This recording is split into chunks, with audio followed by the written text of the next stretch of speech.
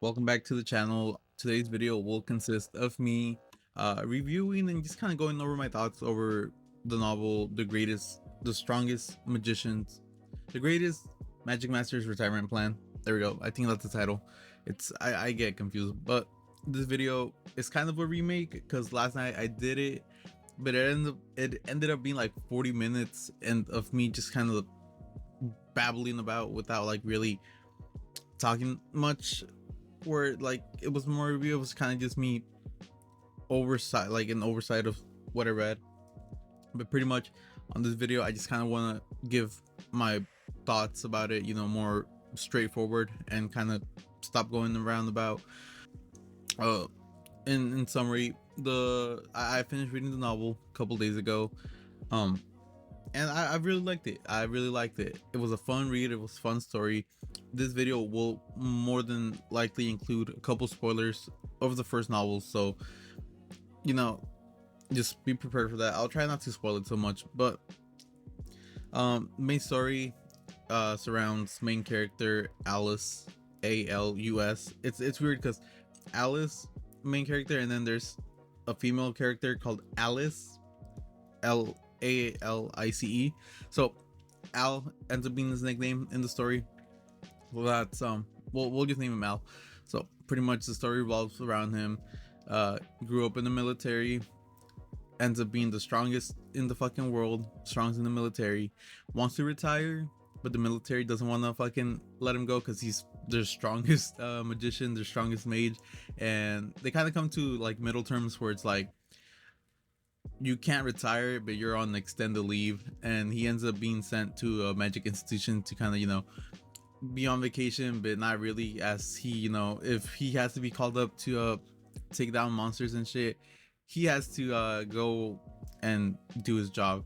So that's that. Most of the story is kind of emphasizes that he wants to come up with a plan where he wants to retire, but he can't.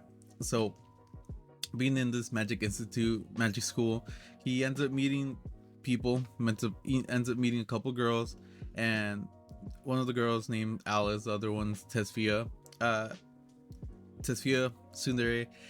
She sees him as like a rival, and at first she's like really bashful.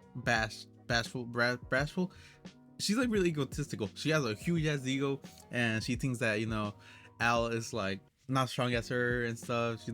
She's like ranked 4,000 and something. So before that, ranks like number one, the strongest in the world, one of the strongest, and then it goes up to like 100,000. That's like overall, but like the students here, they're kind of in like the 4,000, in the thousands. So she doesn't know that he's number one. So at the start, she's like really egotistical, and she's proud because she's also a noble person. She comes from a nobility family, so that kind of uh she's your typical tsundere, noble, prideful. So she's pretty cool though, because towards this, like throughout the story, she ends up getting humbled, not embarrassed, but she ends up learning the power difference between her and Al. So she kind of calms down. She still has that nobility pride, but she's not as like as bashful as she was in the start. So she's a redhead, and I'll probably put a picture of her up here. Then we got Alice. She's Tesfia's best friend, but she seems to be more quiet, kind-natured, more caring. She's kind of more like, she's more aware of the situations a lot of the time, where she will kind of understand what's going on, and not like she's not like a loudmouth like Tesfia is, or so like naive to like do this and that. She kind of thinks more logically, so she's that. And those are the two main girls. Al, main character story, he's the strongest, and that's pretty much it. It's funny because throughout the story, he's the only male character that's like really named, aside from like maybe the general governor, which is a military higher official. So there's that. And like I said, surprisingly, there hasn't been, like, aside from the other students, male students in the school, there has been no other male character with a name that's been introduced. So there's that. A lot of other students dislike him, hate him, envy him because he's like quiet and mysterious and has pulled the attention of many of the other girls. Okay, so before I had to do something real quick. I think we were finishing up talking about Alice and Tessia. Like I was saying, and I think we were talking about Al, where I was saying that he's one of the most envied characters right now by every other student because he's kind of mysterious. The two main girls, Alice and Tessia, kind of surround him. So there's that. And later on, he's surrounded by Loki, which is another girl that gets introduced towards the end of volume 1, where she also has a really pretty rough backstory, where she was born. She was born, but she was also raised in the military for many other reasons, because her parents died from one of the attacks that happened by the monsters, took out her village, and she was pretty much the only one left. She got picked up by the military and was raised. She was also raised next to Al, but Al doesn't realize that she knew him from the military, so she remembers him. He doesn't remember her. So it's kind of that she admires him. I don't think she has like feelings for him at the moment, but right now she kind of sees him as like an admiration, a goal to reach. And once they have their scuffle, they come to they have conditions, and she ends up winning her condition, which allows her to be his partner. And there's that. I think her story was a lot more interesting, so there's that. I'm pretty sure she'll be a pretty cool character throughout the story. So far she's the only one that we've really had kind of a decent background, to her backstory. Al, kinda, not really. Tessia, not really either. We just know that she comes from nobility, and she decided to come to school instead of being, spoiled and having tutors come to her place. She also wants to be really strong. So there's kind of that. Alice, we don't know much about Alice either. We just know that she's Tessia's best friend, and she also, she's a kind-natured girl. So there's that. Not a lot of backstory for them. Another character that's introduced is Sisti, which is the principal. She was a former rank 9, so she's still pretty strong, and just on without the story. But finding any picture for her was so fucking hard, because she really, from what I saw online, there's only been one picture of her. So there's that. So there's only one picture of her, but she's the principal. She kind of is understandable of Al's situation. So all the time she kind of agrees with him, and they kind of have an understanding of things. Although a lot of the time throughout the story, it seems like whenever she's saying something, she kind of always means she has a double meaning behind that, or she's up to something in the background of what she says. But part of the story, or when she was described as as the Milfy character. So there's that. We had a slight quote here from the book that kind of describes her, just because she retired from active duty and now served as the principal of the institute. There was no way she could be this young, but the fact that she appeared to be in her mid-20s was the reason she was still called witch. Her lustrous light brown hair gracefully waved and reached all the way down to her waist. She had a good chest, which her narrow waist only helped to emphasize. Her looks and actual age didn't match in the slightest.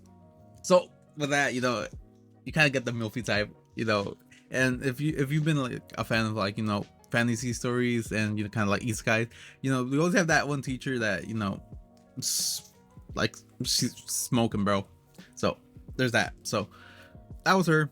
Another character that I really want to talk about, just because when I was reading the book and they described her, introduced her, I was like, oh my god, she is gonna be the fucking simp magnet. And I'm not wrong, bro. Dude, I fucking love this character.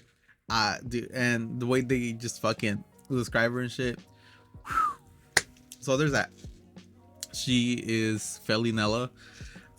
She also comes from nobility. She is the daughter of one of the military higher officials.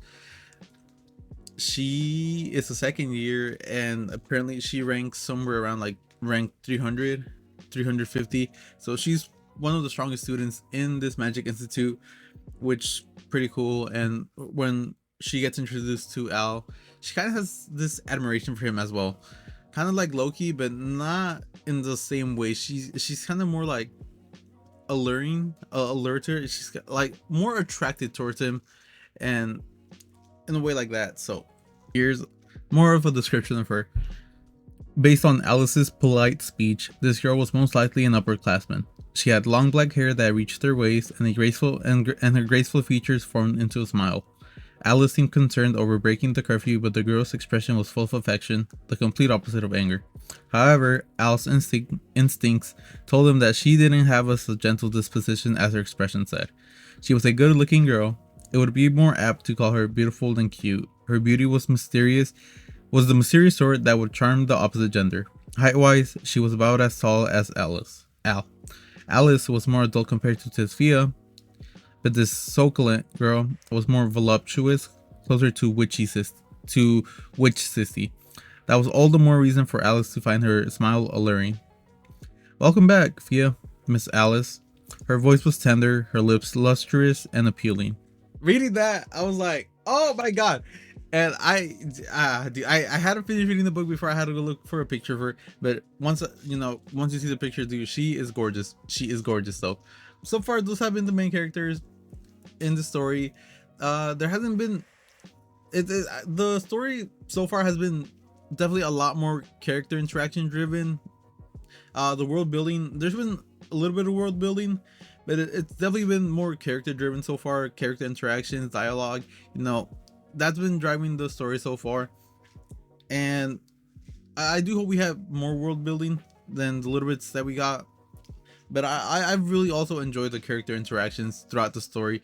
It was a book that I picked up like on a whim, and it's probably late to say this. I should have said this in the earlier the story, but this story is not an isekai. This story is just like a fantasy world setting, no isekai. So I was actually fucking surprised, because from the way the title reads, you would kind of think it might be an isekai, and that might put you off. But I was surprised it wasn't, and it took me a little bit to come to that conclusion. Like I finished reading it, and the next day while I was out and about doing my thing, I'm like, wait, this is not an isekai, what the fuck?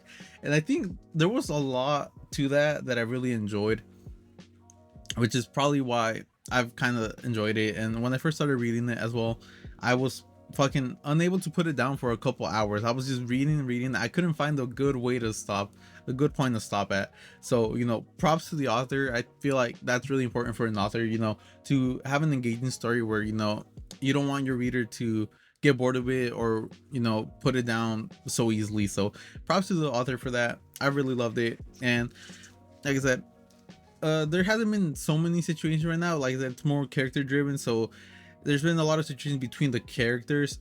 There hasn't been a huge world, external issues that have been like the main source of the story. It's really been more of the character interactions, especially with Al trying to figure out his plan to retire, the best way to retire. That's mostly what the story surrounds. Like that's the main like goal. But like the story just throws all these characters at him, like Tesphia and Alice. After a couple interactions, he is kind of made in a way to have to train them and work with them. So that's how they befriend each other and come to be in a group. Loki as well as part of the group now, and that's kind of what we're having here. It's a fantasy world, so I'm guessing we're gonna have a lot more like fantasy problems, fantasy scenes and stuff. So I'm looking forward to that. I really am. I've been loving the story.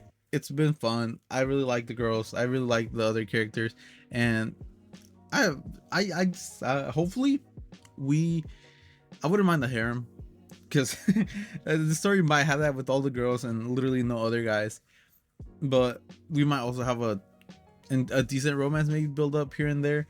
But dude, I am so looking forward so much more to more of Felinella and more of the principal Sisti, because that's me. But yeah, dude, like I said, I I was filming this video before last night, and I was kind of working on the edit, and then I realized that the video was almost 40 minutes before the editing, and after I edited it, it would probably be like 30 minutes because it was just me like rambling and rambling and rambling. So I decided to make this video. So if you're still here, dude, I fucking appreciate it. I definitely am planning to read more and start volume 2. There's 16 volumes.